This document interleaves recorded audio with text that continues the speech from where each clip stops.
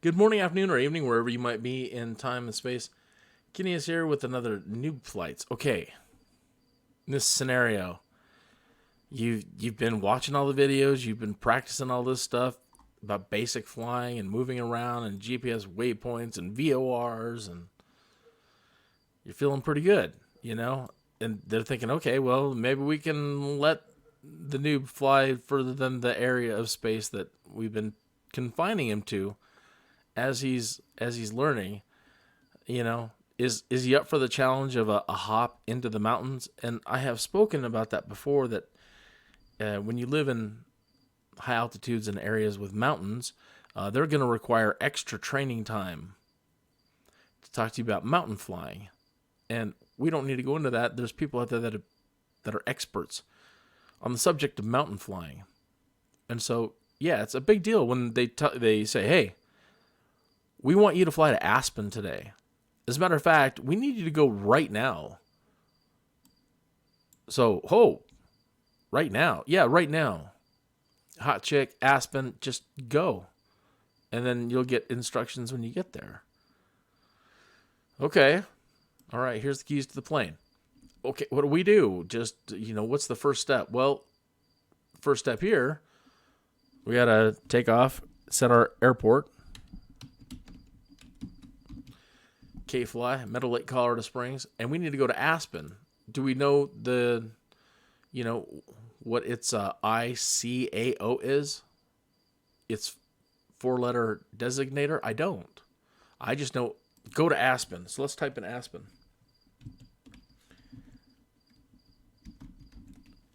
Okay, so we're given some options here. And from what I understand, it's the KASE, Aspen, Pitkin County, Sardis Field in Aspen. Okay, cool. So it says it's 108 nautical miles. And if I set it to, I should probably set this to day to make this easier on us. Okay, so there's clear skies, and now we got the sun up. Okay, good. That's a lot more comfortable for our first fly into the mountain. We need to be able to see the mountains. Okay, so I know that they're there, and on this map, though, I'm not getting elevations. I don't know. I know I'm supposed to go from here to here to here and follow this blue line, and look, there's Aspen. Okay, it already has us set up to runway 33, so they've already taken the load off there. We don't really need to be flying by instruments. Not going to do anything fancy. We're just going to try to get there. Okay, but I really do need to know elevations, so I recommend skyvector.com. I'm not getting paid for that. I have just grown to love them. Skyvector.com. So, when you get there, you might see this, or click the flight plan button, and you'll get this little window. I can't really zoom in on it much more. Let me see. With window zoom? Yeah. With window zoom, I can do that. Great. Good. Okay. It already knows that I'm there. And we need to go to, what is it called? We can reference that again. Go back. KASE. Okay. KASE. And it should basically give us the same route. So let me zoom back out. Come on. Well, it's zooming out that, but now our little window. Close that.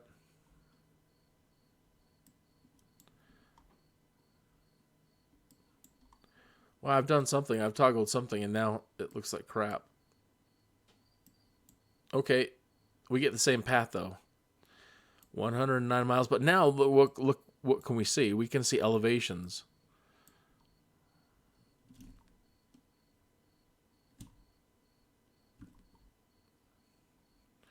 What did I do?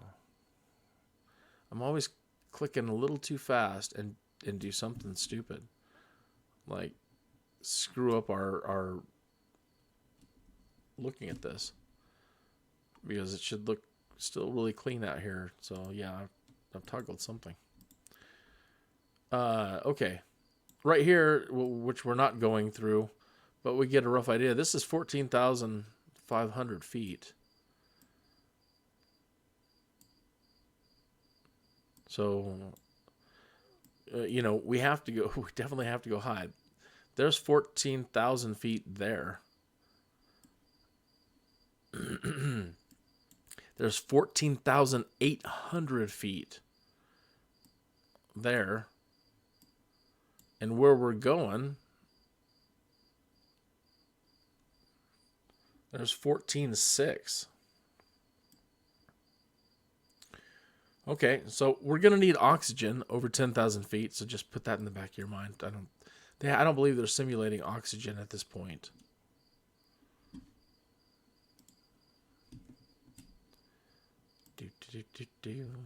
That helped. I refreshed the page. Okay. 14.6. Okay, so, we have to go high. So, having SkyVector, again, which is free, open on an iPad, that's what they do in the planes. The guys that are actually, folks that are actually doing this. I shouldn't say guys. The men and women who are doing this for real, they have their iPad with them and they can pull this up, or they've got, hard copies. I think more people are doing it digitally these days because you're supposed to update these hard copies every month, I think. Can you imagine how much paper and, that is? So thank goodness for iPads or tablets, whatever, as long as you can pull up SkyVector or other sites that do the same as this. Okay, so we've got our path. We've got that. So, we could just run right out and take off. We don't really need to do much more. If we're just going to do this as a noob flight, it's done for us. There it is. If we were flying by instruments, which we can, it just gives us a little bit different path. It has us following and hitting different waypoints as it creates that flight plan. So we'll just get up in the air and we'll engage the autopilot and start flying it and do some sightseeing. And as we go, as things pop up, I'll start reminding us, oh, I forgot to do this and I forgot to do that. So here we go. Colorado Springs to Aspen. We're getting the promotion if we can get there alive. So they don't want us drinking coffee, but I'm sorry, I can't. I just can't. I can't abide by that one rule. I can abide by all the rules, but they're like, well, you shouldn't drink coffee because that, makes you want to use the restroom. I'm still kind of old school. I'll take a bottle, whatever it takes. Now I understand the catheter commercials. They always have this airline dude. He's like, yeah, now that I've been flying a lot, I got to have a catheter. And it's like, what am I watching? And I think I understand that now. I get it.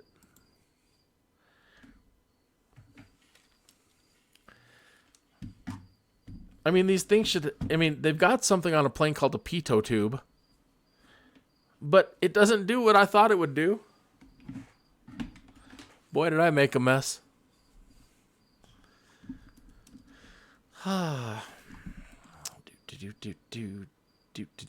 What's wrong with my engines? This happened earlier. My engines weren't.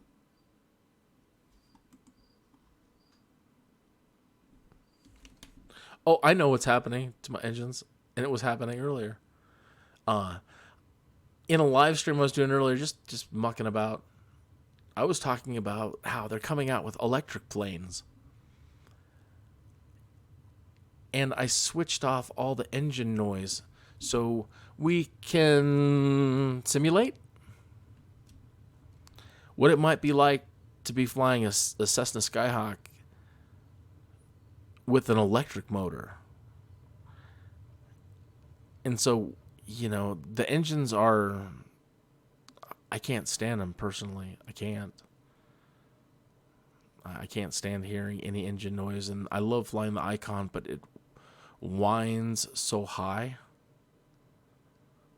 that all of these engine noises, they drive me insane. And I always usually end up turning the engine noise off anyway, but we are now flying a Cessna Skyhawk with an electric motor. Isn't that wonderful? All we have to listen to is the wind and my stupid voice. So normally, if you're going to get to altitude, they just want you to circle the airport. I did not check, which I should have. We were on SkyVector. I could have opened it up. You were taught in lesson 1 or 2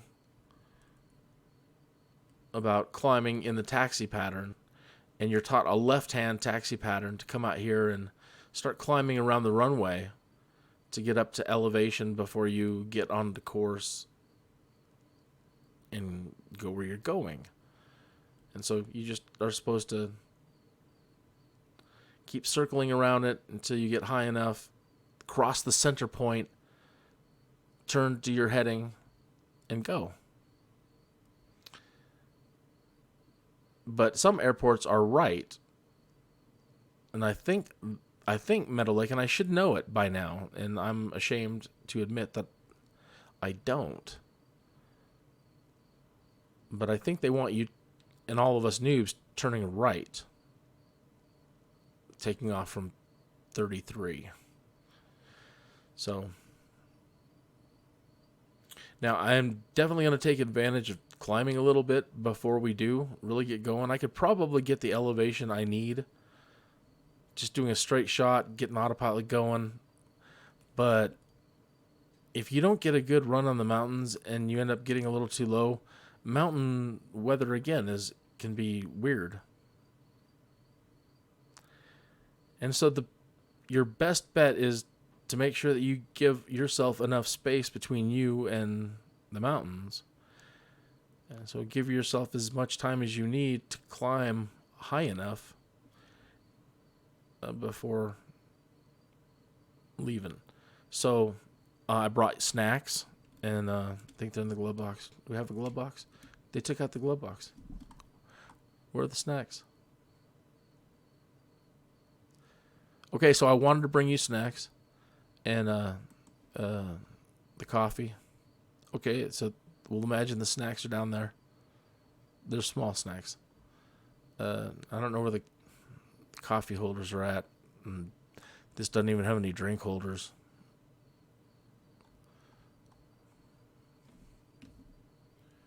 Where's that runway? Yeah.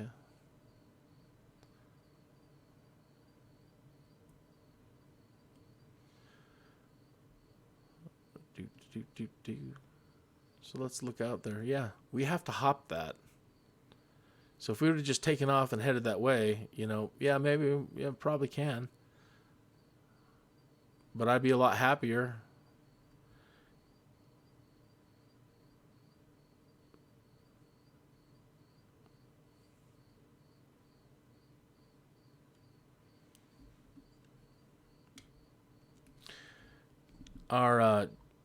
When we hit Autopilot, it's set to go by default.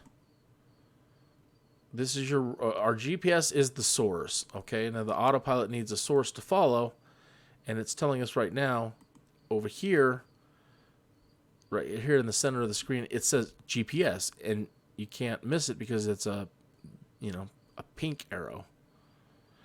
So when we engage the Autopilot, we know, because it says GPS and it's pink, the Autopilot is going to follow this source.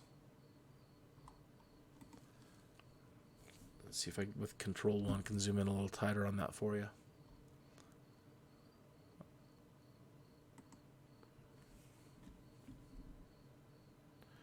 All right.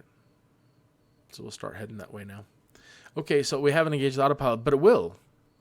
But they, if we had to tune to a different radio and use a radio station for our signal, we would need to come down here and use the CDI button, which I couldn't tell you what CDI means. But the concept is it's going to change your radio source for the Autopilot. So if we click that, now it says VOR1, which is a radio station.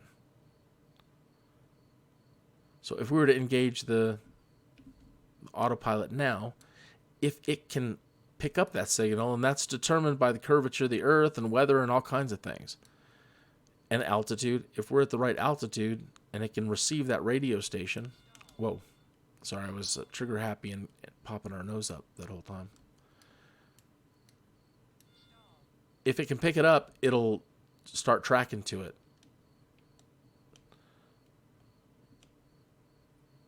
So that is how we set the radio source. Let me go back to GPS, because it's a good idea we start following that line a little bit. Oops, wrong button.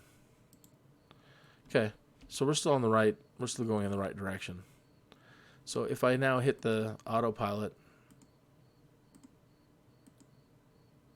it will start going that way and hold us on this course. It's not going to start following that just yet. So engage the Autopilot. It'll hold us at this altitude for a minute, and let's put in at least, like, we want to shoot for 14,000 feet. Let's shoot for 15,000 feet. Either way, we want to get as high as possible. But to make it follow, now we need to use the navigation. Okay, we've turned on the Autopilot, but we haven't given it a source. And now by telling it to listen to nav, it's going to use what radio source is set here. So turn nav mode on. Now it should line up with our pink beam here, our Tron beam in the sky.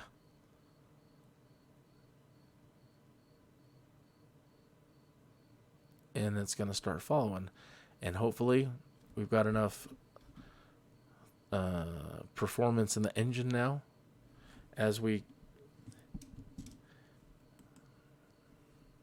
keep going. We will have all the height we need to not be afraid of the mountains, and we'll get promoted. And we might meet some movie star like Scarlet Johansson, because it's Aspen, and might have to fly her to someplace like Telluride. It's going to be a good day. It's our drone.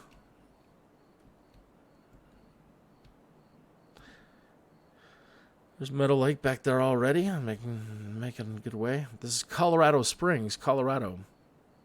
The Rocky Mountains.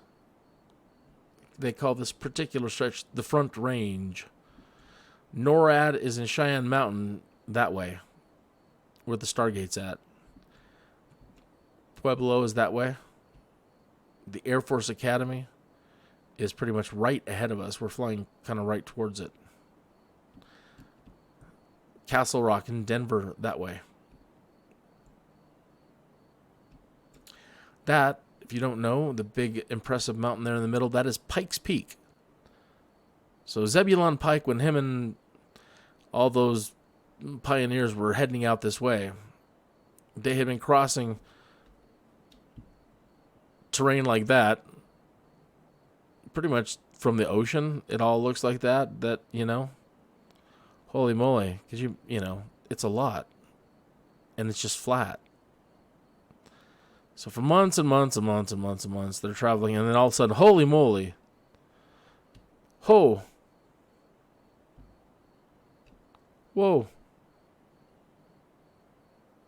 so they camped down here in Colorado Springs. Well, what becomes Colorado Springs. And they thought, well, okay, it'll take a couple of guys a couple of weeks to go up there and, figure out what's going on here and find us a route. Start mapping this out and find us a route. And as I understand it, they got lost for months. And from here on out, they settling camps because they need to figure out how to get through this. So a treacherous time for everybody that went beyond this point, taking them weeks and weeks and weeks and months, and sometimes not coming back, for them to make their way over the Rocky Mountains and up into the mountains, and they just thought it would be a hop, skip, and a jump. And so pioneering America really slowed right here for a while. And then I believe there was Indians, Native Americans, all up through here. The Garden of the Gods, and there's lots of Indian, Native American stuff all over the place. So they were having a hell of a time. Just a hell of a time. And I really wish I would have paid more attention to the stories, because it's a hoot. Not always great. We can laugh about it now, but oh my Lord. And now here we are, we're flying to Aspen. Could you imagine them now? It would just flipping us the bird. I mean, they'd be happy that we've advanced this far, but they're like, couldn't we have been born at a later time? Did we really have to do this? If we would have just waited, we would have had a plane. Oh my gosh. This poor bastards had to slog it out, just flying like Achilles or one of those gods. Who's the god with the wings on his feet? Hermes? Yeah. Just flying like a god through the air.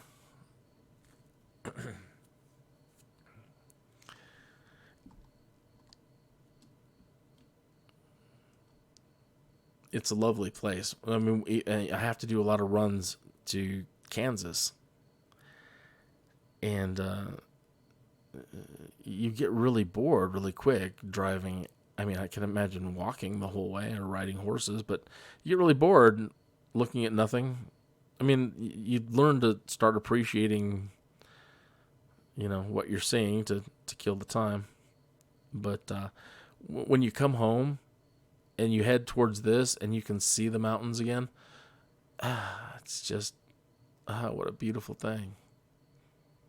What a beautiful, beautiful sight to behold.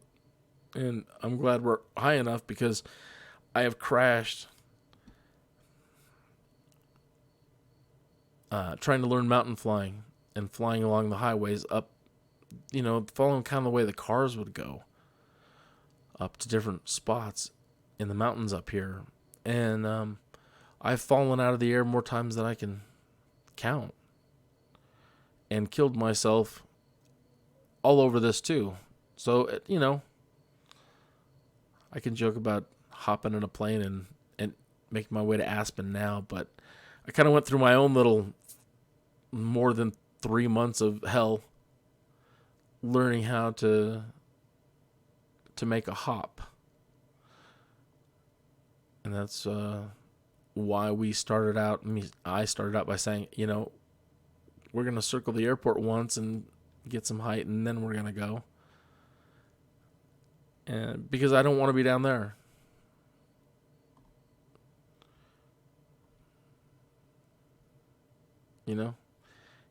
If it was a persistent world and it saved your skeletal remains, I'd have a whole bunch down there.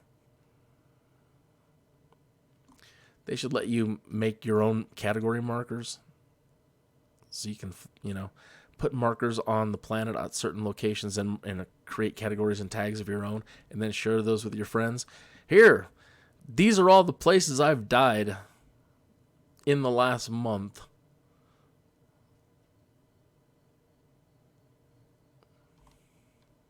We could share our black books. I probably shouldn't be saying that on YouTube.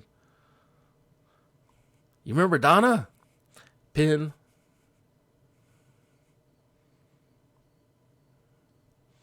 That's Donna's house.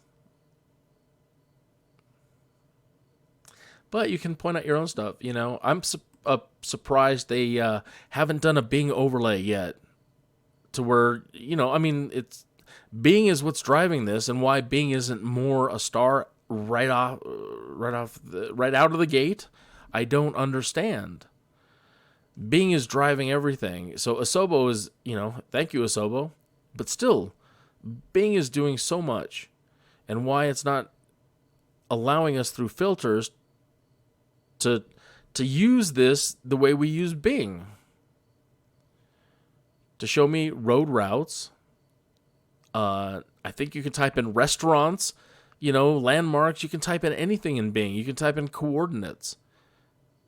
And it finds it. And why we can't just... Why? They've got 700 third-party developers working and will be working on this for a while. And, this one hopes that and prays that one of those 700 is like, yeah, I'm on that.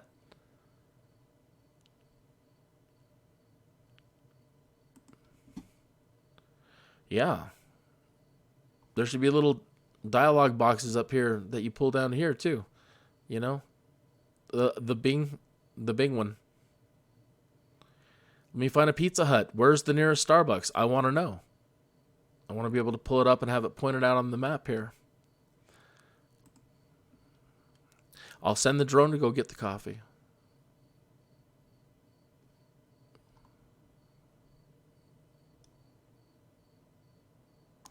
We're going to get promoted. Maybe. Yeah, we haven't installed yet. Still climbing.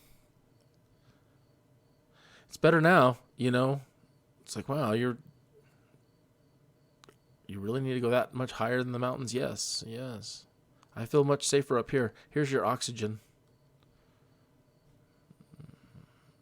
Virtual oxygen. You need it. If you don't live here, you're going to need it. And you'll just be happy in general. So, enjoy it.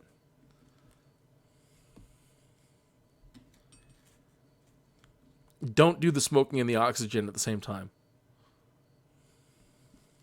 They say, don't smoke in your plane. Well, it's my plane. You can smoke all you want. It's Colorado, too. That's right. If we die, we die. That's our right, man.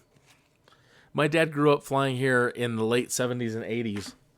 And I was telling stories earlier about, like now, again, over 10,000 feet, they want everybody on board, unless you have a pressurized plane, to have oxygen. My dad took us all over creation and back and forth to Rock Springs, Wyoming, and nobody ever told us about any oxygen.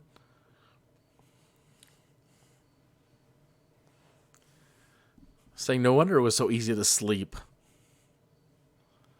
I don't remember half of them.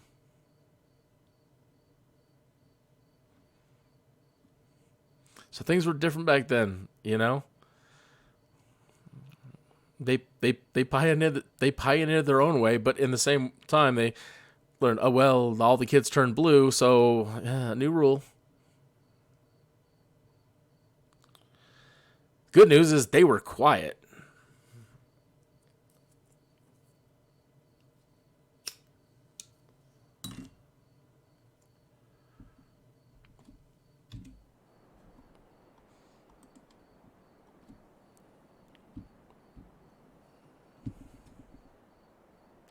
They are still working on trees. I have the trees set to low. There's so many of them here. I really wish I had an Uber system. I could turn everything up to ultras for you. I've done the best I can.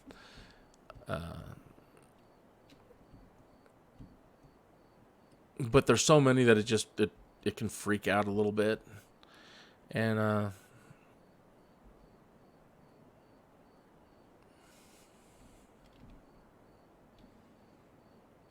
it's a view of Pike's Peak you don't really get from that side, and I love it. It's gorgeous. Look at those little lakes over there. Little, I say. It's pretty big.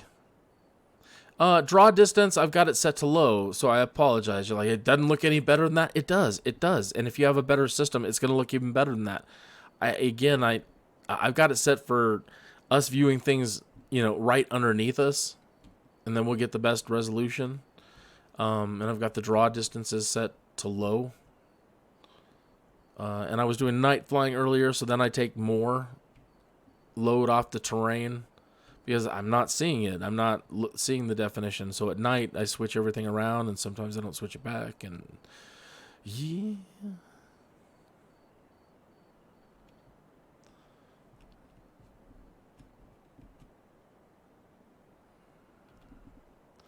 Let's look back out over Colorado Springs.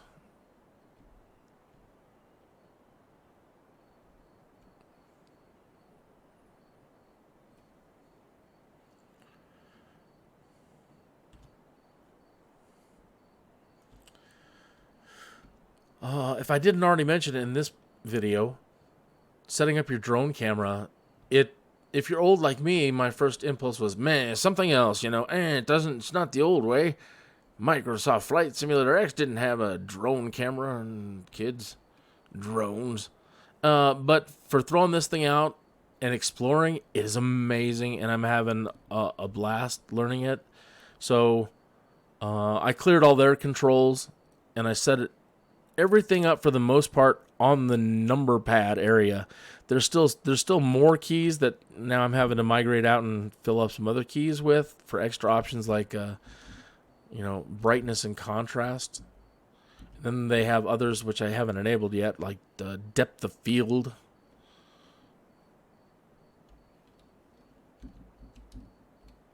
But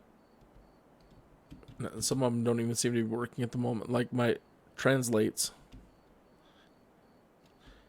These are working, and the rotation is working.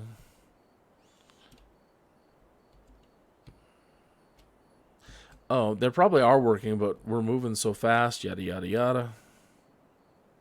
And it's trying to keep up. You can have it do all kinds of things. Track certain things. That's going to be neat. I'm really looking forward to learning about how to do some of that stuff. What am I going to use all that for? But it's neat. Neat.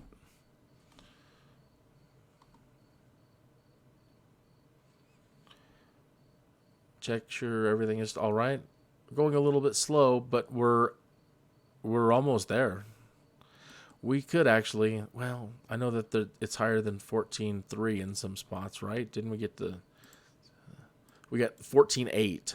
Yeah, so going to 15, we're almost there. It gets dangerous, though, with the altitude thinning and yada, yada, yada. We're still full power, but we got to be really careful that the higher we climb and with winds and that we don't start getting too low in speed. But we're still clipping along pretty good. We can check the wind direction. Hopefully one is blowing in our face by using the PFD button down here and then selecting wind.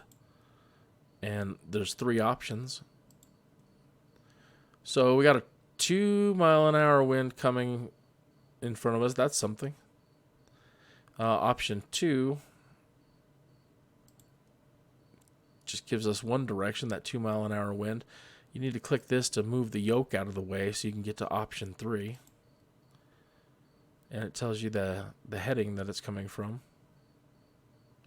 Well, a 2-mile-an-hour wind is better than no mile-an-hour wind, and you don't want it pushing you from behind.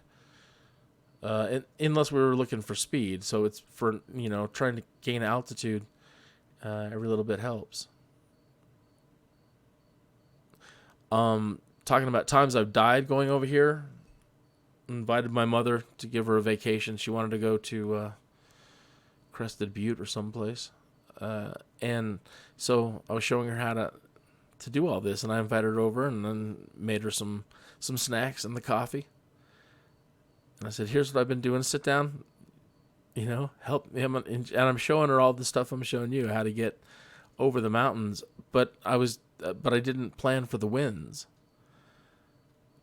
And going the route that I had planned, and I didn't even take account for it with this particular flight plan. And I didn't with that one. And the winds were against me, and I was having a whole heck of a lot of bad time trying to gain elevation. And I had to drop us down and disengage the autopilot and squeak us through some valleys. And it got real scary there for a little bit. And we still had a really good time, and she was amused, and I was not. You know, don't want to look like a fool in front of my mom and crash her or something. But I was so mad that I hadn't planned right. And then to make matters worse, you know, I was trying to be persistent in my flights and now fly from there and fly back. That was even worse. The way the winds had moved and trying to come back, it was a nightmare just trying to, I had to keep the nose just barely above the horizon so I could gain any kind of altitude. And then I had these mountains in front of me, and I'm, you know, trying to fly donuts and gain any sort of elevation to get over these mountains. It was just a nightmare. So, yeah, more perilous mountain flying stuff. Yeah, the camera was working. We were just zoomed in so far. It didn't feel like it.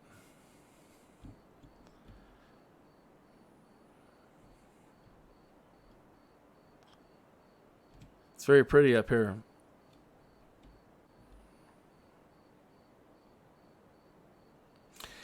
There's still a lot of open space.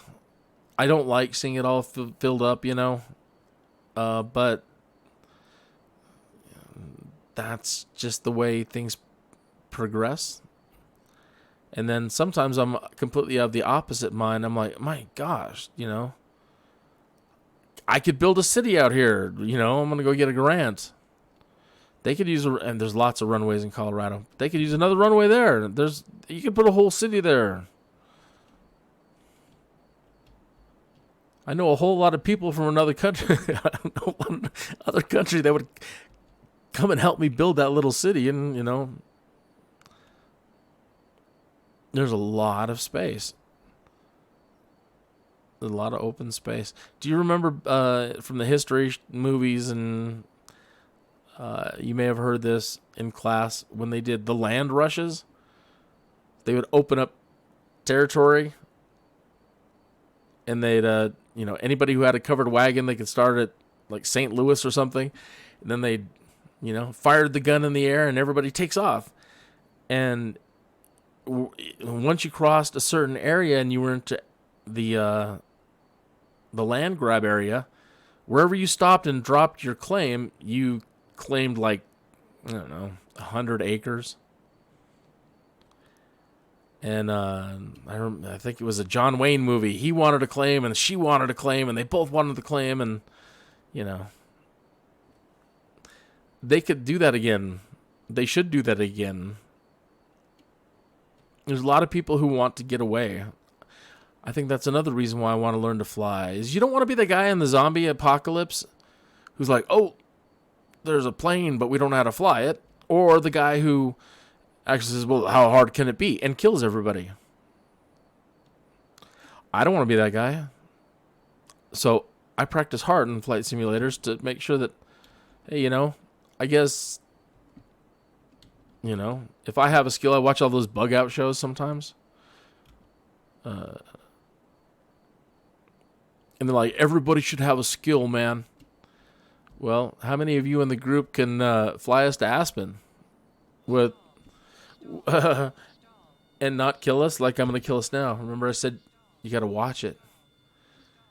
Boy, you got to watch it. Let's hit the altitude button here and just hold where we're at for a minute. We hear you. Put the nose down. Come on.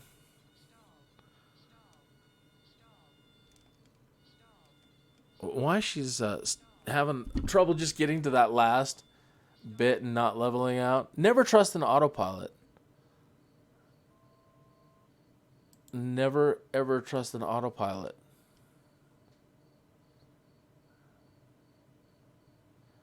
It should be holding, though. I'm hitting the Alt.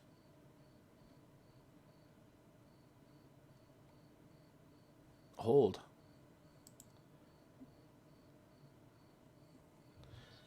Yeah, the nose is flying up. Look at that. It's fighting me on the trim. Let's see if it's a flight level change button glitch or something. No, that's off. Well, I wanted elevation. Boy, I'm getting it.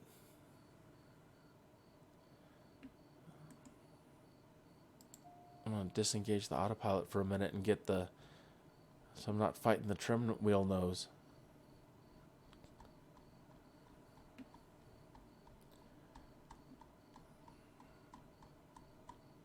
Wow. And we still have to get over that mountain ahead of us. So what I'm talking about is it had the trim wheel nose all the way down, man. We can't have that. Okay, let me let go of the joystick and hopefully it doesn't freak out. You can put the nose down a little bit. Wow. It's like that 2-mile-an-hour wind turned in like a 20-mile-an-hour wind, and our nose is in the air.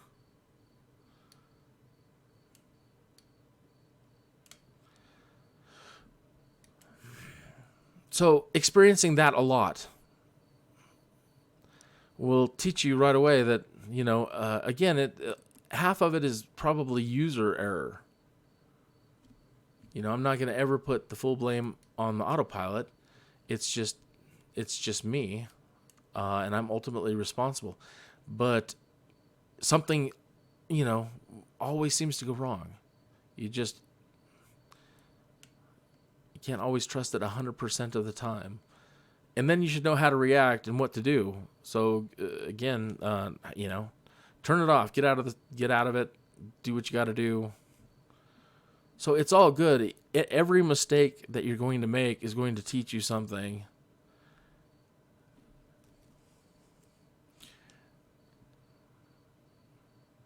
There are guys making videos out there that are teaching flight schools. And one of the guys was telling a story. And he's like, my instructor made fun of me and said, do you think you should, are you really cut out for this? You need to really think about this because I don't know that you're cut out for this. And then he goes on to say, and then I stuck with it. I just over and over and over again, and I did it, and I tried to do it the exact same way every single time. And I appreciated that, and I did, and I started thinking, okay, I'm going to do that too, and I'm trying to hit my numbers every single time. And it was good just to do, and it helps a lot. But then you start setting different variables. You start flying live weather. Well, now all the variables are changed. A minute ago when I was drilling that, it was all in clear skies with no wind and everything's perfect conditions. And it's not that way. Everything goes out the window. You're perfect this and flaps set to this. It all goes completely out the window, and you have to know, you have to just experience it enough to where you know what to do, or at least try to do the right thing. You're supposed to, again, here's a rule. They would really like for you to have full flaps on landing. Great. But sometimes the winds are shifting and moving around. You put full flaps, and now you're going too slow. You can't maintain, and even with full power, it's not working. You're dropping too fast. So now you got to ditch the flaps, pull it back. But if you don't know to ditch the flaps, so you just need a lot of simulator time. Let's turn this back on and see if we can get back on course. Why it's wanting to jump to that, I don't know. Come on. Just hold altitude right here, man.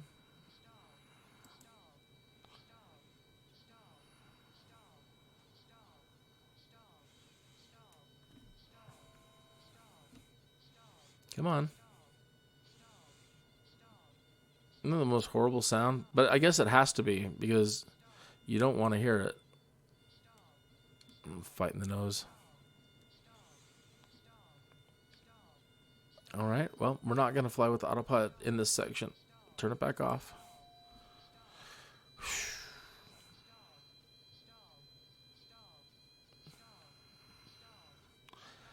What you're supposed to do in this situation is throw your nose down.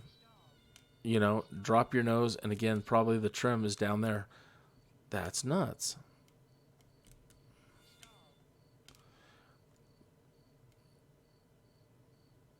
Look what it's doing to us. It's trying to kill us, man. You need to get your nose down, and you need to get some wind going over your wings. Don't freak. Don't freak. There's no point. Is that can't be Aspen already? Yeah, that's just a waypoint.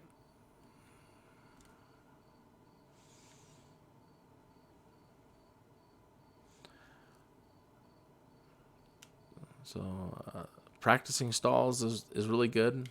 I want to try one of those acrobatic planes for the first time. I haven't really done anything acrobatic, you know. If I couldn't learn to fly straight and level, then I have no reason to be doing acrobatics. So I need to figure out why this baby. Okay, it's set to 4.8. Let me drop. Yeah, we needed to go 4.8 though.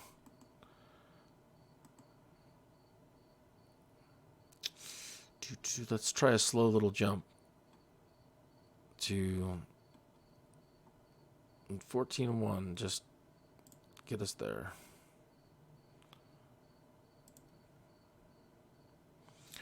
Okay, 14.5.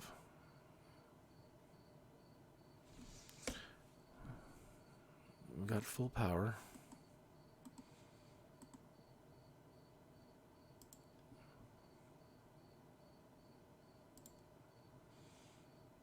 Come on, what are you doing?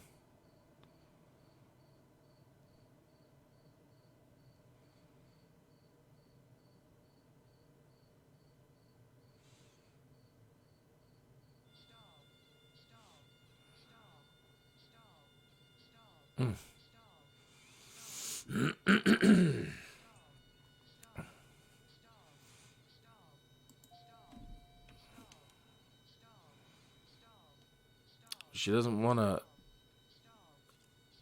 autopilot nav. Okay. Gotta get that.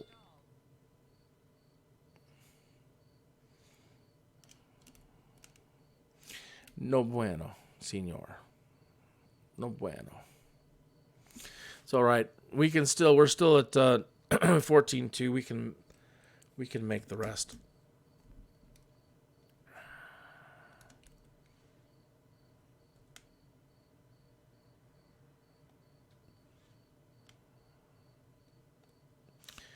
Putting our nose putting our nose right there.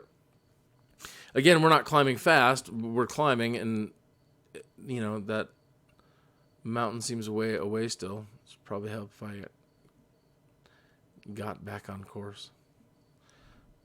I don't even with altitude off.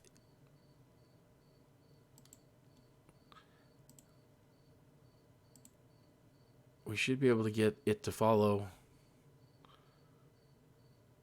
the course without raising our elevation.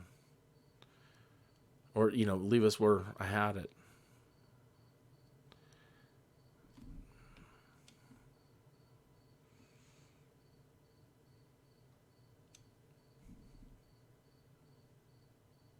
It's still high, though. The pink ones indicate where I've set it, I believe, and the yellow is where the flight computer is at.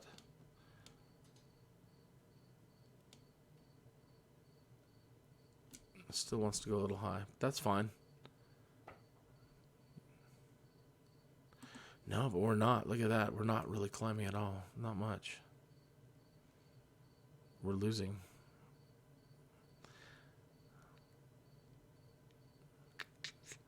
No, they were climbing.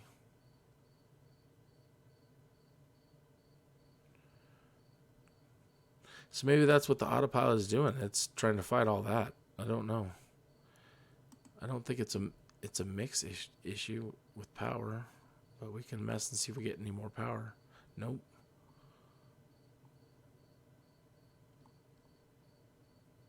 Nope, not a power issue.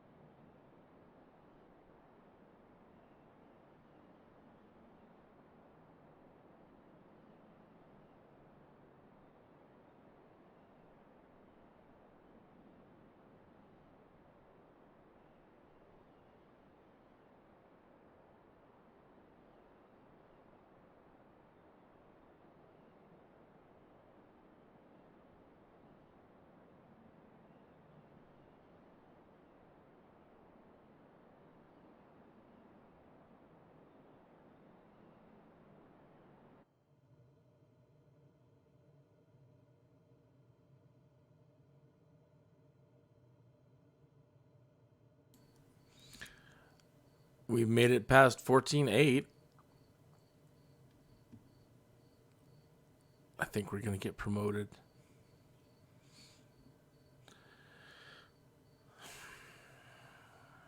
If you know what I've done wrong or what's going on, and, is it the altitude? Again, I've run into these problems flying over the mountains. Sometimes that autopilot doesn't want to behave, and it's hard squeaking out, getting that extra height, and all good experience, but I don't like it. I don't want things to be nerve-wracking. I want you to be able to be really happy and confident in my ability, so you can have your snacks and your coffee, and you're not worrying that he's gonna kill us. It's making this horrible squeaky noise, and talking about all this stuff I don't get. This and nose ups and wheels trim. And, you're going to be traumatized. And I can't risk traumatizing Scarlet Johansson. And so I've got to be able to, yes, ma'am, the autopilot. And just, make us both look good. And engage the thing and do it.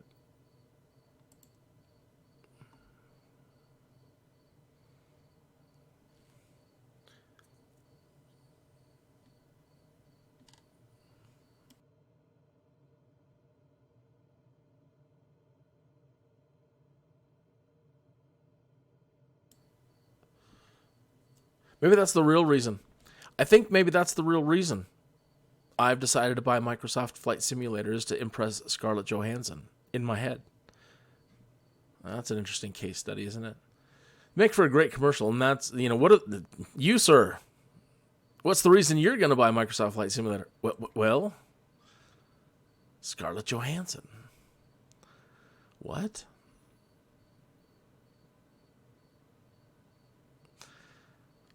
I want to fly Scarlett Johansson.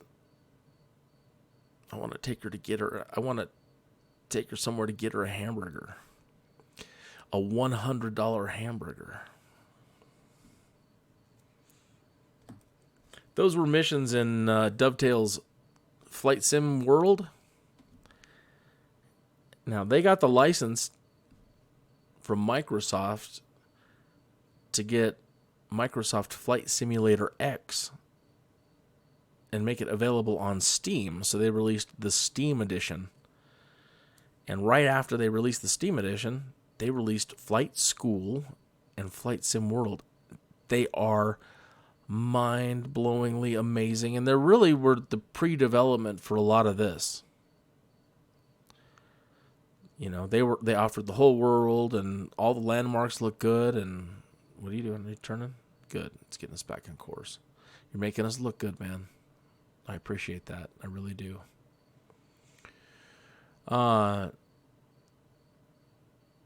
Amazing achievement. And then as soon as word started coming out that Microsoft was jumping back into the game to make Flight Simulator 2020, they immediately pulled Flight School and Flight Sim World off the market. Now, because it contained technology that was going to be incorporated into this, I don't know.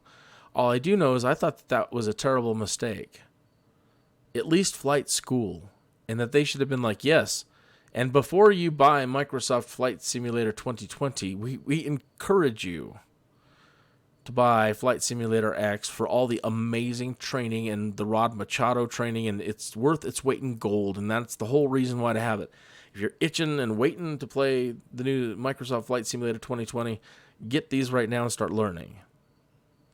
And they should have done that with Flight School because it was good.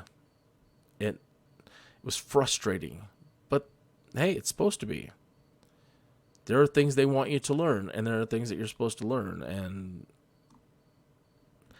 it was invaluable, and it came right when I needed it to be there for me.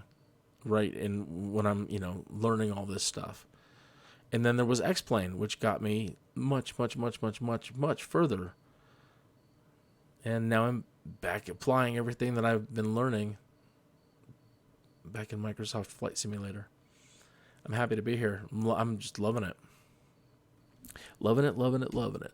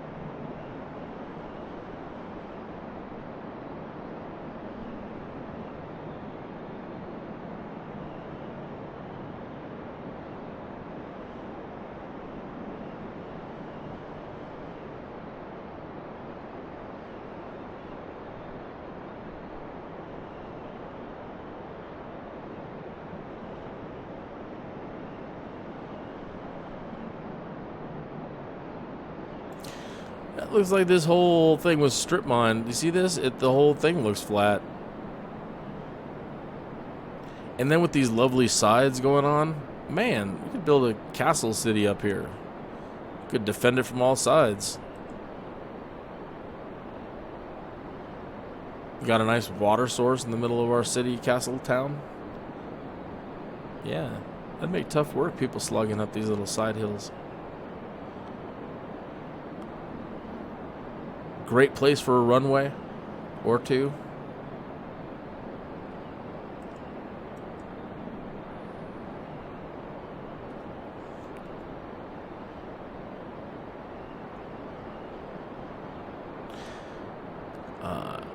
as I'm looking at the terrain, we're taught, that, well, the wind and the water are responsible for the erosion. And that's what we were taught. They never taught us about electric terraforming. And now you have a whole new group of scientists, and they're incredible. So when they run the the wind and the water erosion simulator, they're saying that they're coming up with different data than what's out there. Based on the models they're putting together when they run it, they're not exactly matching up with what's going on out here. But then another group of scientists shows up, and they're like, okay, can you try running these numbers, which indicate electric currents that are running from deep space that connect to the Earth,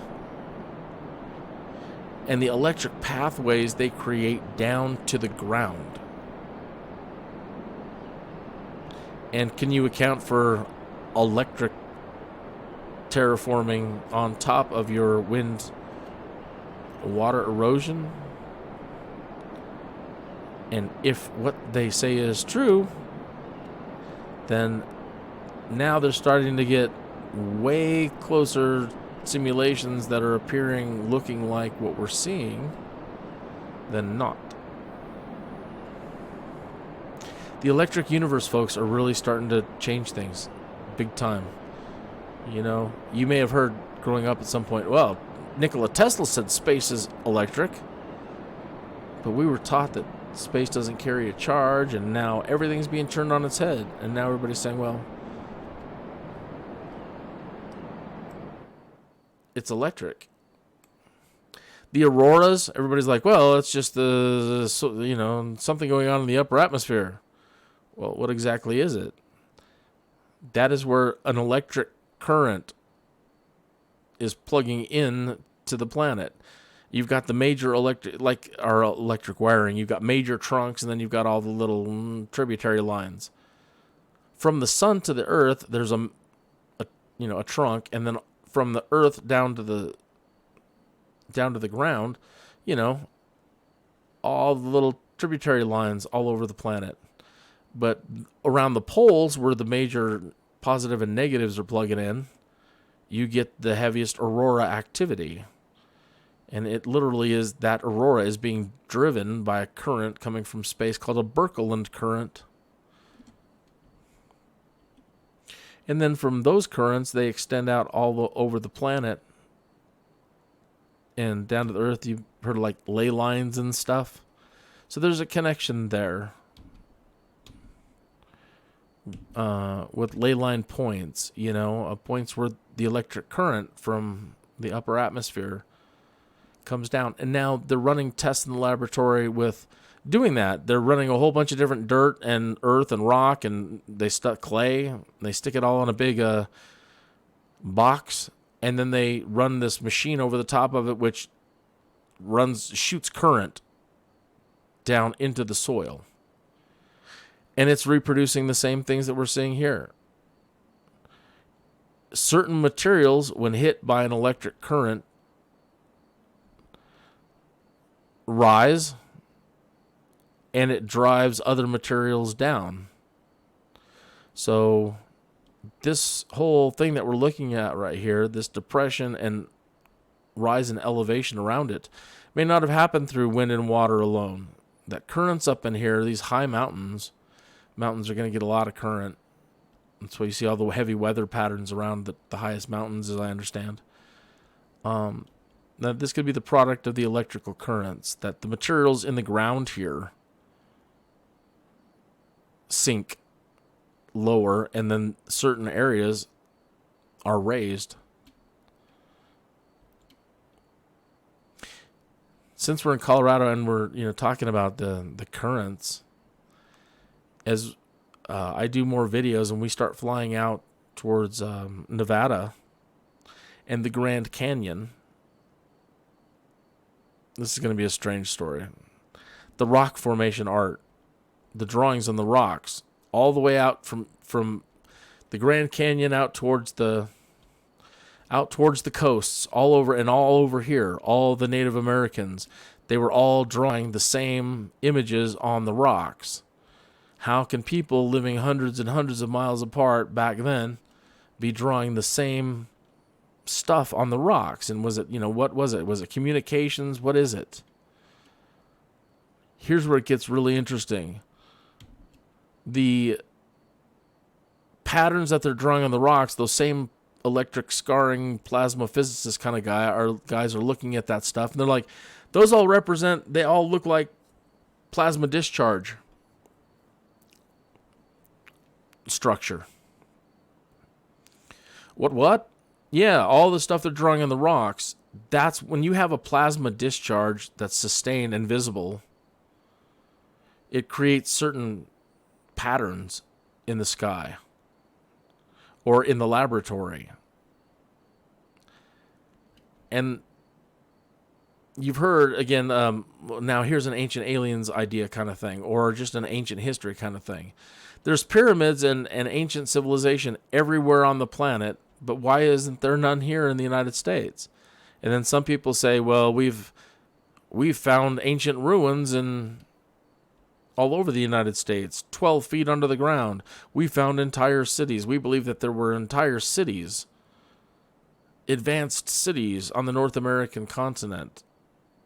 And the satellite data is revealing cities 12 feet or more under the ground all over the place. Well, what the hell happened?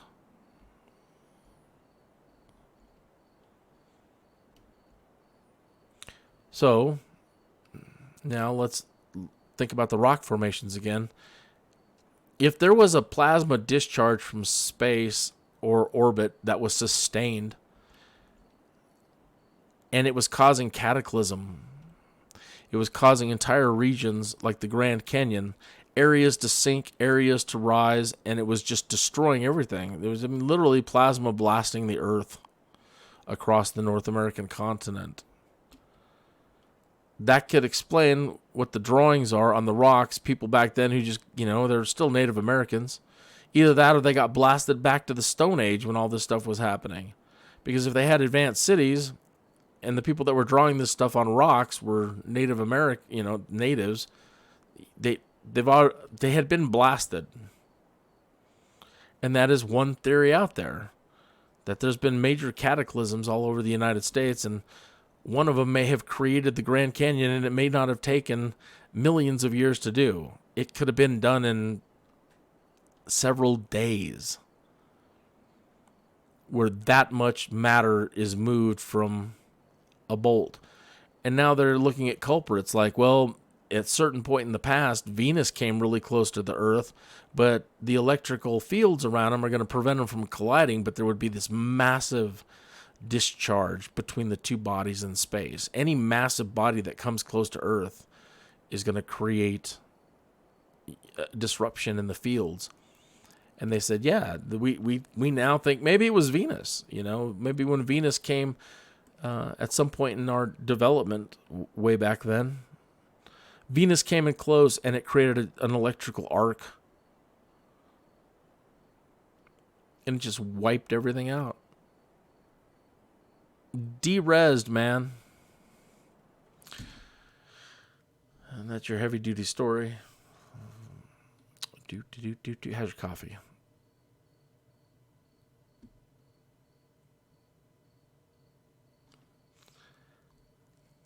How much farther we got to go? So when you set things up in the flight planner and just do it, this way, you'll actually start knocking out flights everywhere pretty easy. Just, again, pay attention to your autopilot. We're getting close, folks. Look at, it says we're at Murphy or somewhere around here. That's where we're headed. We have 35.7 nautical miles to go. We're on course.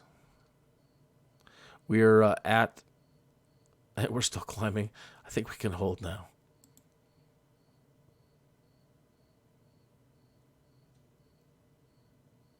Come on, nose down.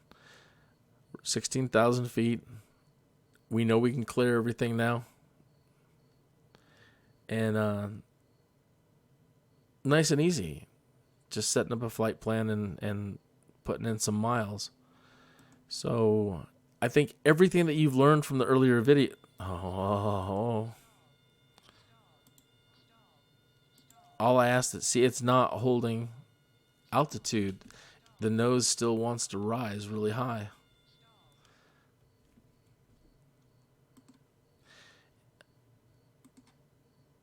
Somebody out there has an answer to that. Why is that? Why is the autopilot, when I hit Alt hold, it's throwing the trim wheel all the way back? I don't want it to climb. I just want it to hold. Vertical speed is not on. Just hold. I could try putting vertical speed on, I suppose, and try manually dropping the nose. No.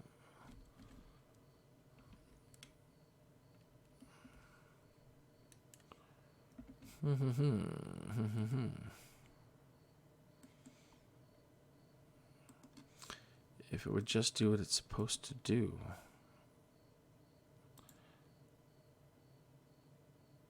Nav is still on. Alt hold is off.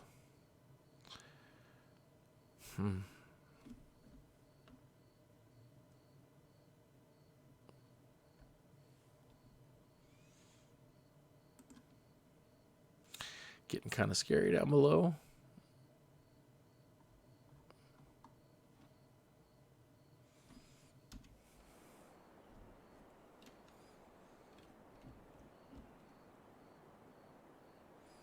As the plane's jostling around, he doesn't know what to do. I don't know what to do.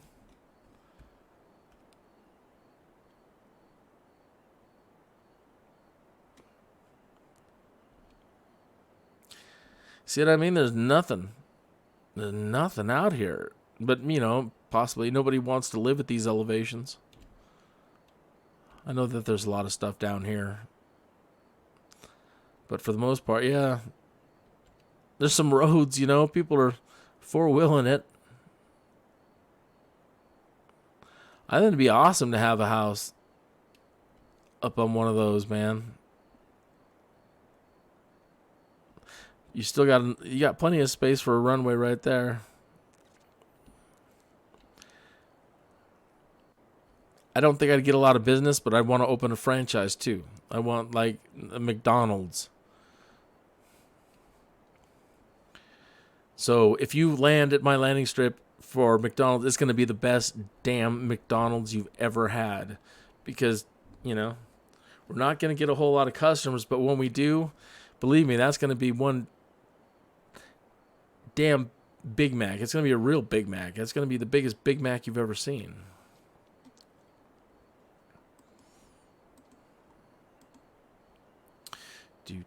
Do.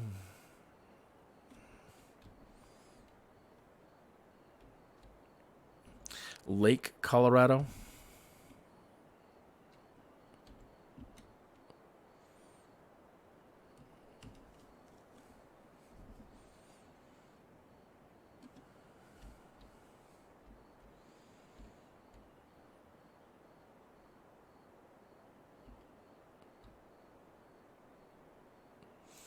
That's neat. Look at all those little fishing holes. I wish Microsoft would consider creating Microsoft Golf again and add that in as add-on for Microsoft Flight Simulator. So whenever you fly to a particular city, as part of ground services, once you've taxied and parked, you can choose to go to a golf course in that area.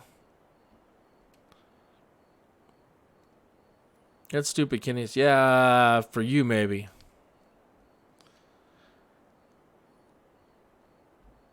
But other things, fishing. Speaking of Dovetail, when Dovetail had the license to make Flight Simulator X for Steam, or Steam, whatever, and they released Flight School and Flight Sim World, they were famous for creating the train simulator and, like, fishing simulators. It was a great relationship, and I don't know what happened there between Microsoft and them, and, you know. But I would love to see them brought back in. Not only would it be nice to have golf again, it would be nice to have fishing, especially in that icon. Yeah, it's nice to land on the water, but it would be nice to open the canopy and drop out a fishing line and then hang those bad boys up. I could sell them. I mean, land at the nearest town. Part of ground services, meet your dealer. You got some fish, they'll take your fish. I mean, other MMOs are doing it. It may sound completely stupid. Are you here to learn or, play The Sims? Both. Why does it have to be either or? Check this out. In the early days of computing, all the best games used to be simulators. And then for some reason, during the late 80s and 90s, simulation kind of became a bad word. And everybody started making like dumbing them down, making more arcadey, and taking great titles that had simulation and making them other types of games and removing the simulation. And then in like the 2000s, like Madden, like all the jock stuff, NBA this and that, all these games started adding simulation in. So now you're not just playing football, you're the franchise league owner. You control the stadium prices, you control this. And now all the jocks are like, dude, this is the greatest thing I have ever played. I love Madden. I buy it every year and I play it because I can do all this simulation stuff in my football game.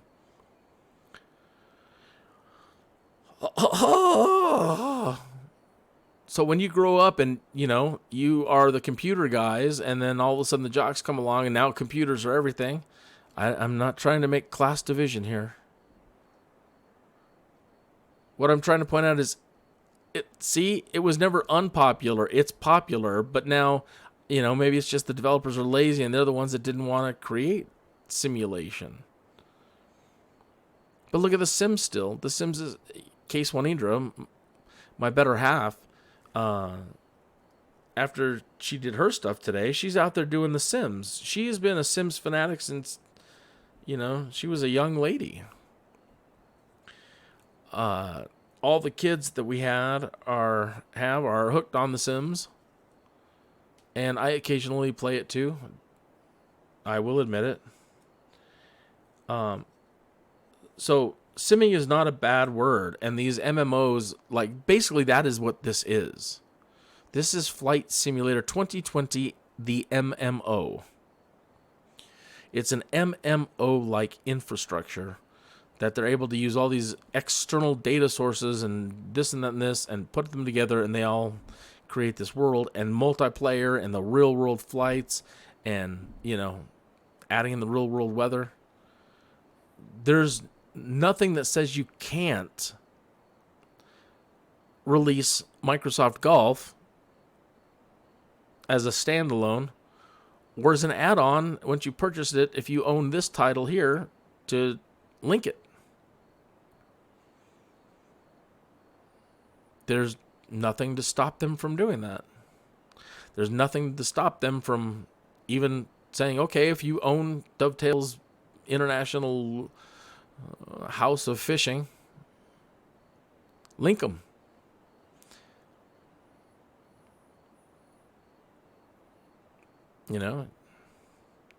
Need to make your world more interesting? And you own Dovetail's Train Simulator, which, let's say Microsoft just bought it. I mean, they didn't, but, if they just did, link it. Now you have trains running in your world that are running real world trains. We are really getting to that point where, and now they're talking about, moving a lot of this stuff to the cloud anyway. To where the cloud, it'll be computing on that end. And really just, you need an internet system and, a decent system on your end. So there's nothing stopping them from doing this. So please, Microsoft, consider expanding this. Once we land in Aspen, what do we get? Where's Scarlet Johansson? Where's the Scarlet Johansson add-on pack?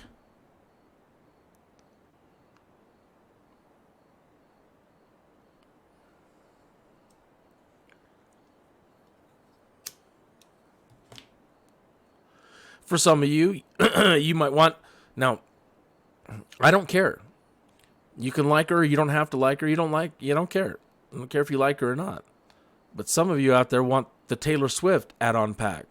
You want to fly to Aspen to pick up Taylor Swift and shuttle her around. And I don't mind. I understand.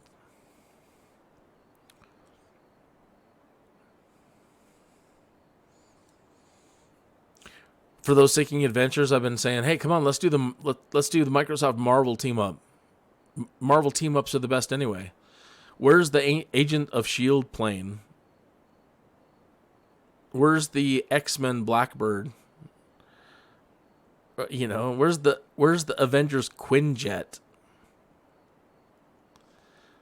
Well, what the hell do we do with that, Kinneas? What do you mean, what do you do with that? You start as a Daily Bugle cameraman and you end up having to learn how to fly because these superheroes are flying around. You got to be able to keep your distance. So you start out maybe as Daily Bugle pilot, and you got a cameraman next to you, and you work your way up, and maybe you meet the Fantastic Four and you get to shuttle them around, and Tony Stark shows up and he says, hey, here's the keys to the Quinjet. Can you take Captain America someplace? He can't, he could run there, but it'd be a lot quicker if you took him there, and then he'll just jump out the back. Hulk's acting up again. That's the mission nobody wants. Go pick up the Hulk.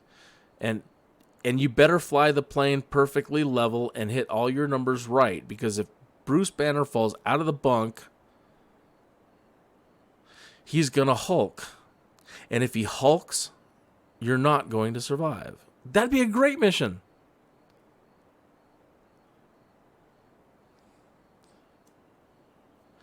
You do the whole Civil War thing. You got to take a bunch of superheroes to go fight a bunch of other superheroes.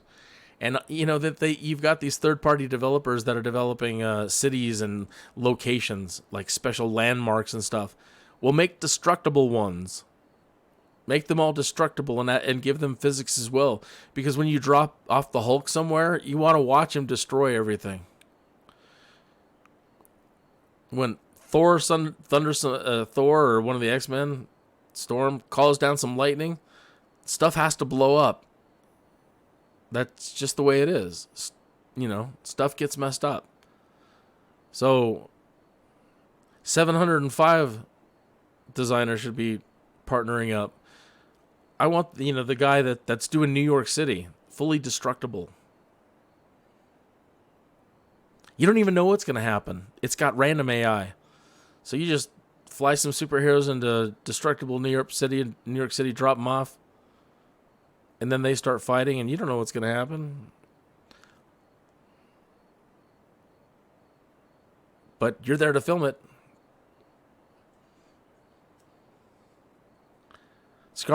Black Widow needs your assistance. I'm there, man. Where does she want to go? There's so much you could do.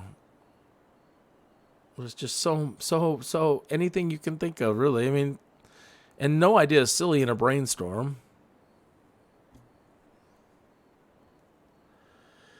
Because one idea leads to another. One thing leads to another, as the fix says.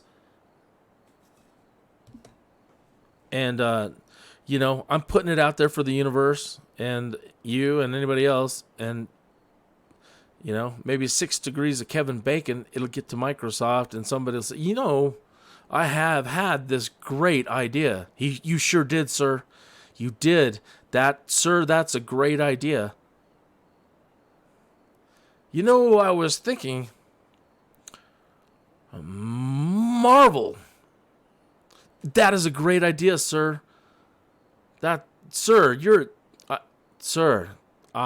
You're a genius. That's why you make the big bucks, sir.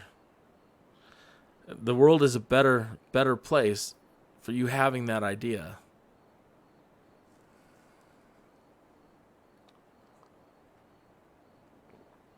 Folks, we're so close to getting virtually promoted in my head. This is wonderful. We're almost here. We should probably have, instead of me talking about Marvel, we should probably be radioing in, letting somebody know that we're coming to get her.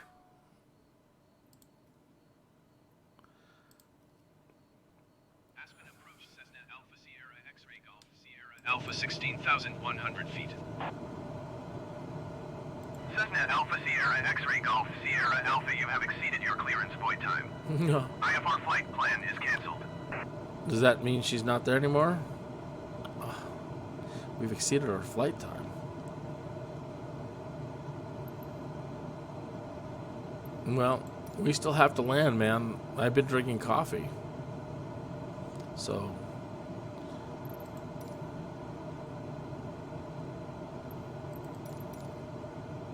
Aspen Tower Cessna Alpha Sierra X-ray Golf Sierra Alpha is 7 miles east with Kilo for touch and go. Oh, yeah, I was thinking about Scarlet Johansson there. Some touch and go. X-ray Golf Sierra Alpha Aspen Tower. Fly right base runway tree. Altimeter 29.9 to wind 260 at tree. Kinneas, that's so bad. That's so bad. I know.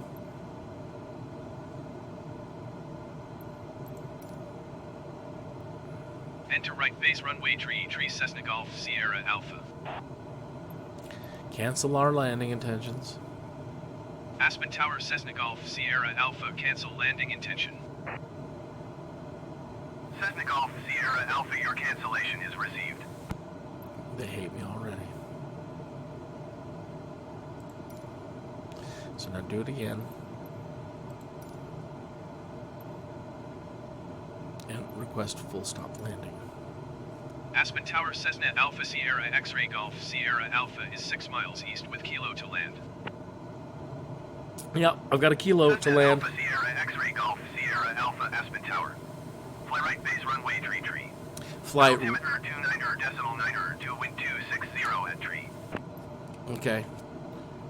Fly right base runway 33. Make So right base runway tree Cessna Golf Sierra that's Alpha. facing this way. There's 33. Let me turn my heading bug. Let's zoom down in here. So at some point we need to be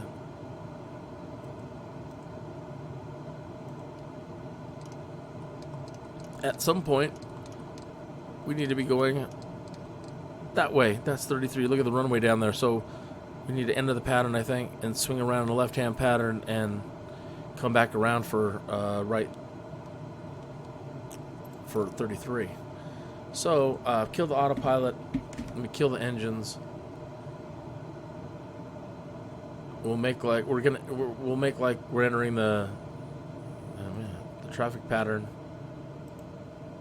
and just start making our way down to the ground. We're not in a hurry now. She caught another ride.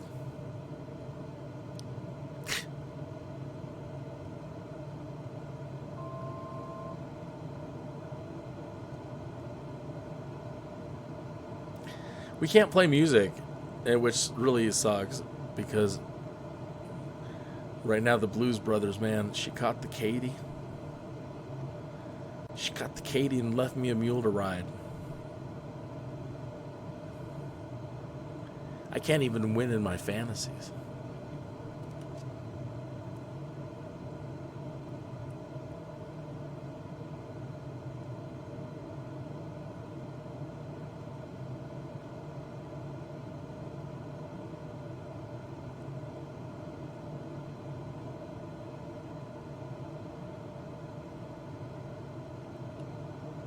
Yeah, we could use some John Belushi right now. That's for sure. Some Taylor Swift. No, Kinneas, no. We don't have to talk politics, Taylor Swift. It doesn't matter.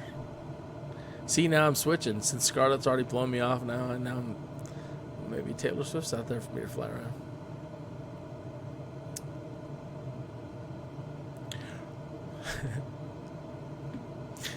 It's her loss. Whatever makes you feel good, man.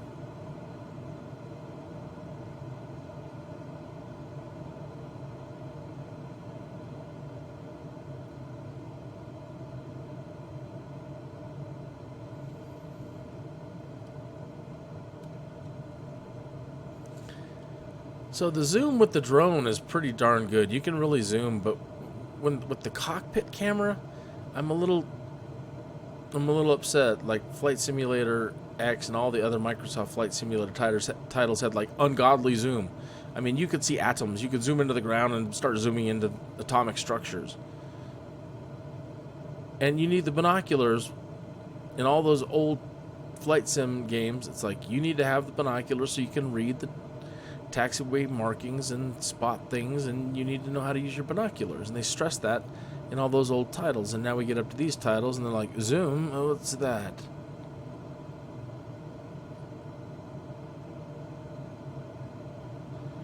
I don't know what it is about all these next-gen titles. They can't zoom. They've lost the ability somehow, and they've become retarded. Not like, I mean, just like, you know, they've been stunted in their growth. I don't know what the hell happened.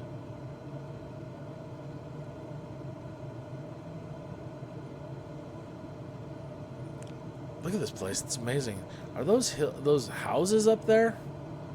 They are. Man, talk about some rich people. Imagine living up there, that view. That's great.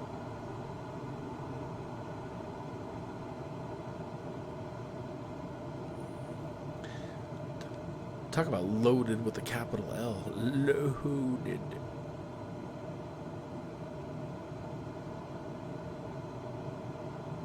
You know what we didn't get, which I'm actually kind of miffed about, and I was hoping that we would, I would be able to show you, is it's not putting up our landing. The last video I did was on navigation aids and landing aids. And it's supposed to be showing us the taxi pattern. And I didn't toggle it off. And we've been given landing, we've been given entry. So pardon me a moment. Last thing I want to do is pause, but I'm going to double check. It's under assistance here. And it's under navigation aids. And it's the landing path, and it's on. Maybe it'll show up when we get lower, but I'm not seeing it. It worked in the last video, good, you know, thankfully.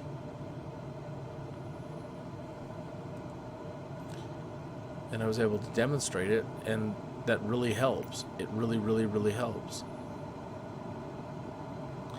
And we've got, everything's clear. We're still good.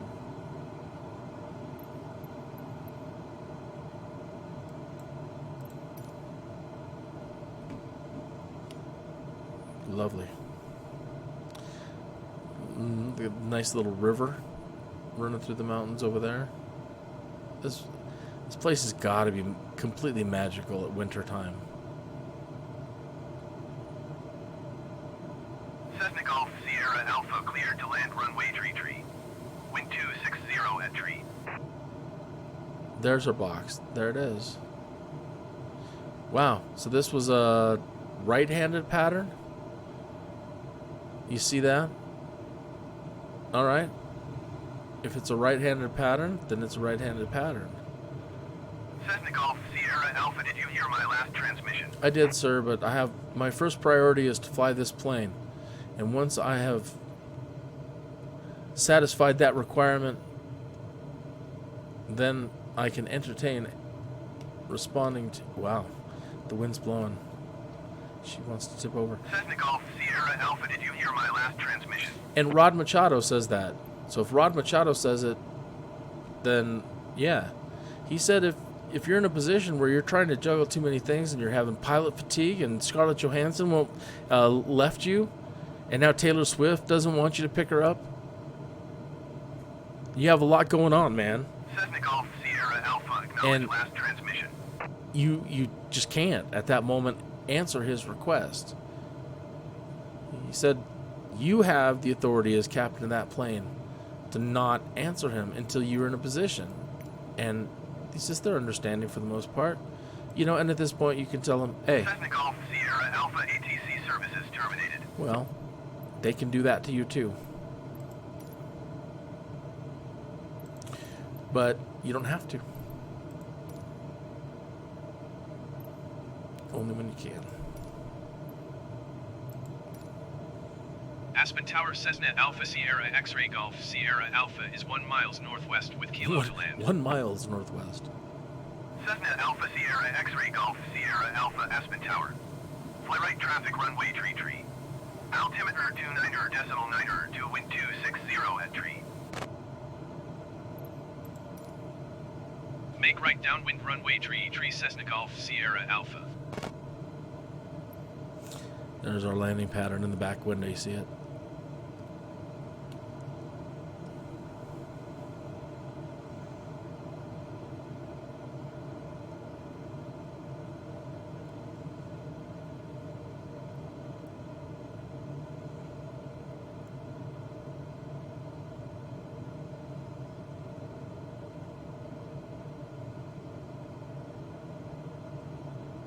So yeah, in the first lesson, or the second or third lesson of the training, you learned the landing pattern, and we've been learning lefts.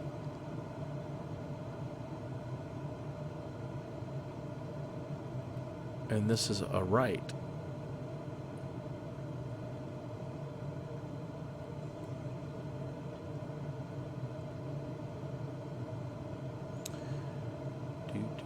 Do.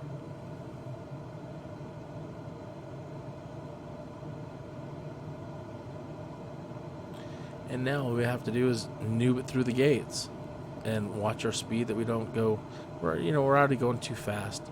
By the time we enter this thing, you want to be in flap area, which we're entering right now on our screen here. You can see that we're getting into the white bar, which means we can add some flaps. On this stretch, they want you to, again, you don't always have to follow the rules. There's always reasons why not to. But, at this point, they said give it about 10% of flaps. Start slowing yourself down. When we make our major turn over there, we should be about 20% or half. And then as we turn to final, we should be full flaps. See, they're already telling us we're going too fast.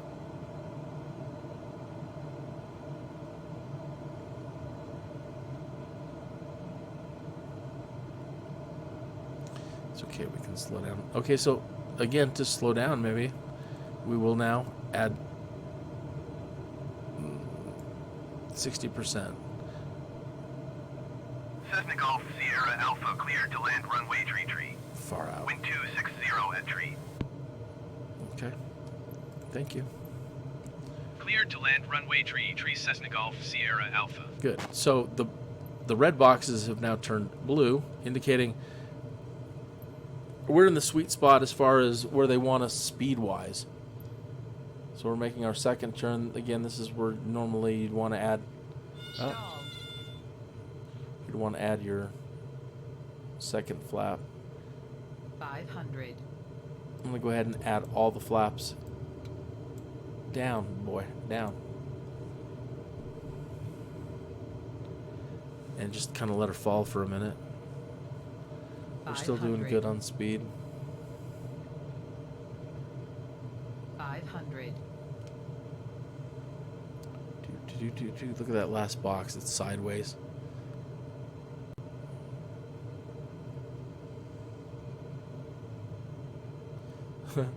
That's really not an easy one to make, sir. That's kind of wonky. Stall. Give her some beans. That was a strange one.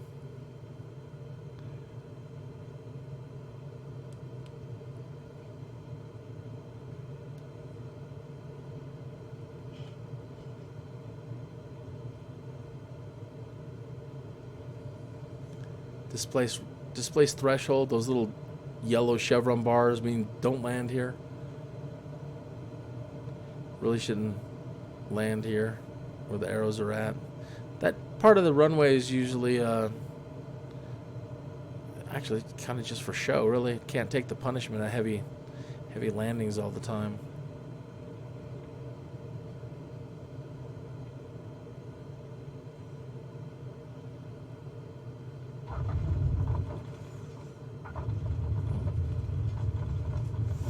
Not the cleanest, not the worst.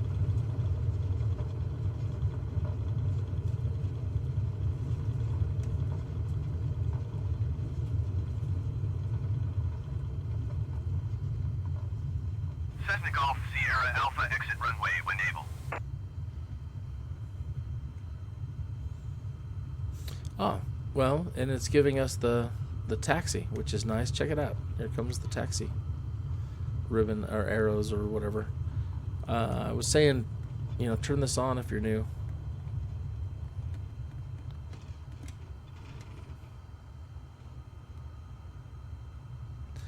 Take all the help you can get.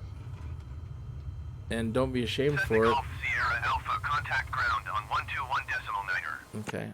So when you clear the runway, normally you do have one that says announce clear runway, but they're cool with it, so let's acknowledge the ground handoff. 121.9er for Cessna Golf Sierra Alpha. And then if they have any services, which I doubt they do, you can check it out. Yeah, they don't have any services. And Scarlet Johansson is not on the list. Do. Lovely, lovely little airport.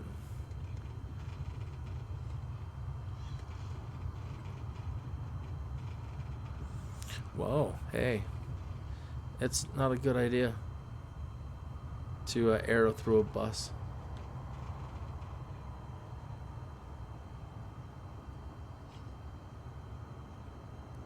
Oh, here comes another truck. She sent the hitman after us. The hitman. Oh yeah, he's gonna be late. We'll kill him. Kill him when he lands. Make it look like an accident. Put a truck there. She's that way, But, that's what we love her for. I'm going faster than they would want you to go. They'll ticket you for that. You're not supposed to really go any faster than you can walk.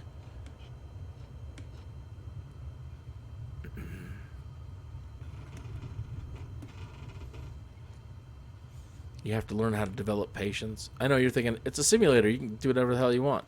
Yeah, I know. But if you're trying to treat it like the real world, always remember when you come off that runway, we kind of always want to just get to our destination. You can't. You have to develop that patience to, you can end it there, but if you want to do it all the way right to the gate, then go the speeds. So that was it. We are here at Aspen. From Colorado Springs to Aspen.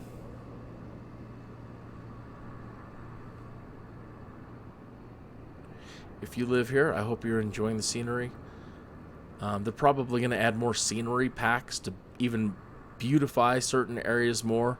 I imagine that there's people out there right now sending drones up everywhere. Because if Beam can't do that great of a job with what they've got, that some people out there with ultra high definition cameras on drones flying over areas like this are going to be able to do phenomenal things. So for whatever it doesn't look like now, again, 30 years ago, we couldn't have dreamed about this. And I'm not saying we need to wait 30 more years for it to be more fantastic, but it's going to be. Because now Moore's Law means something and everything's advancing so fast. But we've pretty much arrived where we've arrived at where it becomes really, really, really exciting. So let's see what happens when I turn up all my graphics. Let's see if we can get something. It'll probably really bog down, but might as well try it. So let's get the render scaling all the way up. I think you can lower this to 20, which we're going to need. The terrain level of detail, you want to see it in its full glory. Let's push it all the way. Buildings are at ultra. Terrain vector ultra. Trees. I'll go ultra. Grasses and bush. Okay. Object level of detail. All right. I'm going to blow up my computer. Texture resolution ultra. Dot. Go for broke. Shit, we're going to leave everything else off. I want to blow the thing up.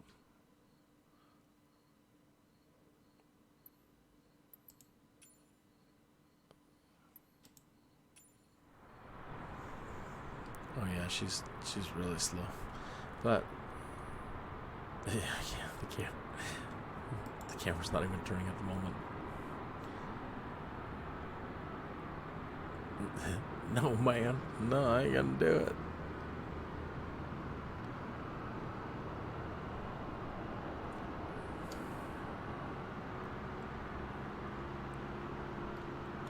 Yeah, okay, there's a little bit of camera movement.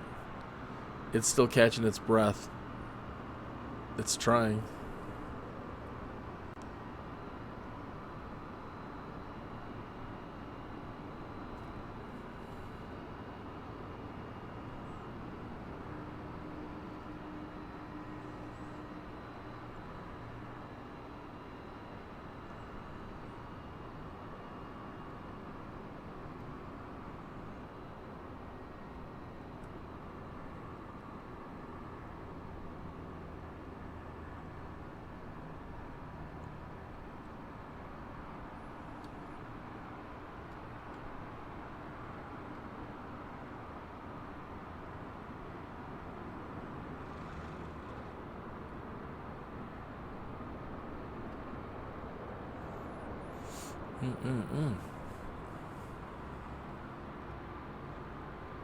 Well, look at that swanky place over there. It's probably where she's at.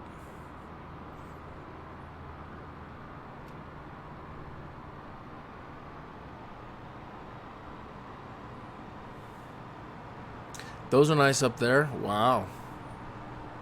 A lot of these buildings, they say some of them are autogens, you know. But there's something there. So, you know, probably doesn't look like that entirely, but there's something there.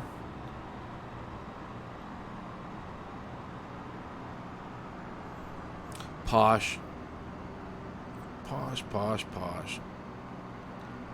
But knowing some of these folks too, I do believe that some people own places that are that big up here.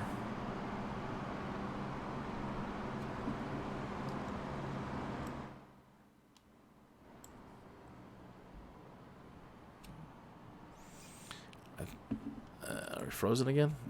Oh, there it goes.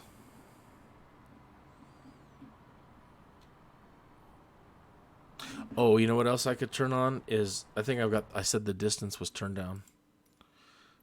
See what happens when we increase the draw distance. We'll bring it to its knees yet, watch. Depth of field.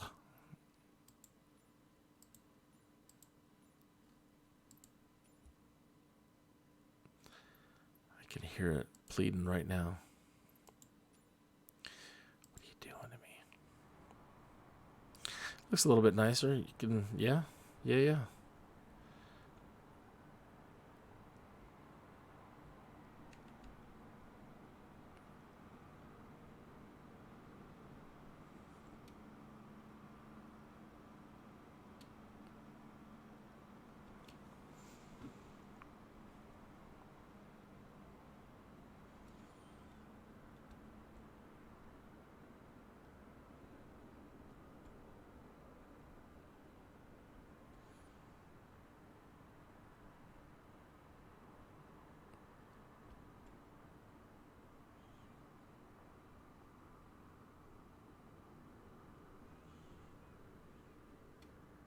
What an amazing achievement, Microsoft, Asobo, everybody. What an amazing achievement.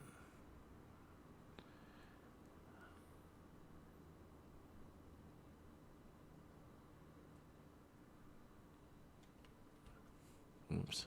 Wrong.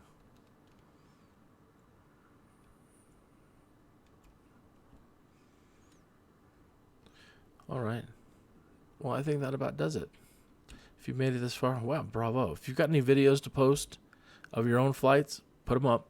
Don't be shy. Post them in my comments, commentary on the flight. Yeah.